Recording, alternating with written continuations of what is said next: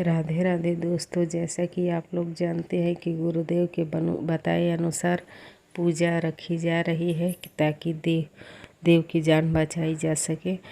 और पूजा शुरू भी होने की कगार पे है। सब लोग आ चुके हैं, पूरा परिवार आ चुका है और पूजा शुरू हो गई है। यहाँ शंख वंख बज रहा है, देव पूजा कर रहा है, वसुधा भी आ गई है और जितने भी नौकर चाकर हैं सभी लोग आकर के लाइन में खड़े हुए हैं। और अब आरती और पूजा होने जा रही है। तो पूजा शुरू हो रही है, भगवान की आरती हो रही है। आरती दिखा के उसके बाद पूजा शुरू होगी। फिर देव को ऐसा लगता है कि आरती मैं दिखा रहा हूँ तो मेरे साथ वसुधा भी काश आ जाए। मैं इस पूजा के बाद मन ही मन सोचता है, इस पूजा के बाद मैं मासा से ज़रूर बात करूँगा कि मासा, मेरे जीवन में जो लड़की है वो आ चुकी है और वो वसुधा है। मैं उसे शादी करने के लिए हाँ कर दिया हूँ और मैं उसे बहुत पसंद करता हूँ। ऐसा सोच करके उसको लगता है मेरे साथ वसुधा खड़ी है और पूजा कर रही है। ये सोच सोच के बहुत खुश होता है कि मेरे साथ साथ आरती कर रही है। काश कि ऐसा रियल होता कि मेरे साथ साथ। कोई बात नहीं वसुधा, बस कुछ दिनों के बाद ही ये पूजा संपन्न होते ही मैं मासा से बात करूँगा कि मासा, हम दोनों को एक होना है, हम दोनों को शादी करना है। आप नाम मत कीजिए।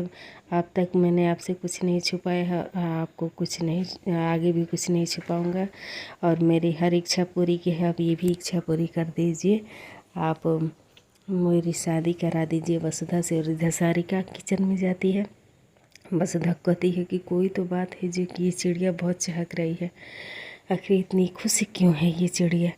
कोई तो दाल में काला है। और इधर पूजा संपन्न होने के बाद हनुमंत जब गुरुदेव को छोड़ने जाता है तो बहुत दुखी मन से कहते हैं, गुरुजी आपने वसुधा से पूजा करा दी है, क्या गारंटी है कि पूजा होने के बाद चौहान परिवार पे कोई खतरा नहीं आएगा? ऐसी कोई गारंटी है तो आप हमको लिख कर के दीजिए कि ऐसी कोई बात है कि ये पूजा होने के बाद पूरे चौहान हाउस पे कोई खतरा नहीं आएगा।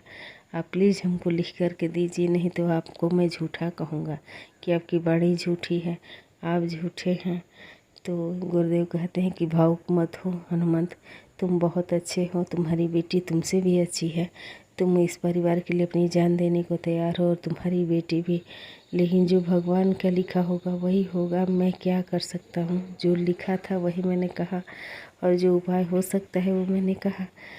अब भगवान के आगे जो मर्जी, प्रकृति के आगे कोई नहीं झुक सकता। ये देव और वसुधा को अगर भगवान जिंदा रखना चाहेंगे तो किसी तरह से जिंदा कर देंगे और तुम हमको हमारे घर तक छोड़ दो।